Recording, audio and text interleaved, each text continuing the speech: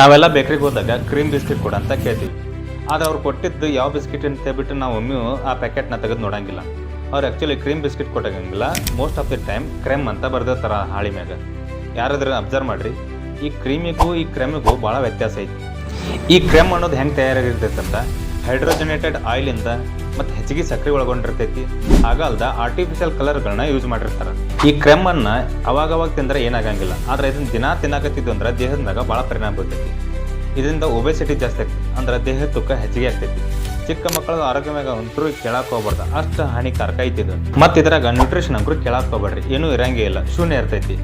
ಆಗ ಈ ಕಂಪ್ನಿಗಳು ಯಾಕೆ ಕ್ರೀಮ್ ಬದಲಿ ಕ್ರೆಮ್ಮನ್ನು ಜಾಸ್ತಿ ಯೂಸ್ ಮಾಡ್ತಾವಪ್ಪ ಅಂತಂದ್ರೆ ಜಾಸ್ತಿ ದಿನ ಸ್ಟೋರ್ ಮಾಡಕ್ಕೆ. ಅಂದ್ರೆ 6 ತಿಂಗಳ ಗಂಟಲೆ ಇದನ್ನು ನೀವು ಸ್ಟೋರ್ ಮಾಡಿದ್ರು ಏನಾಗಂಗಿಲ್ಲ, ಲಗುಣ ಕರಿಗೆ ಹೋಗಂಗಿಲ್ಲ ಕ್ರೀಮ್ ಅನ್ನೋದು.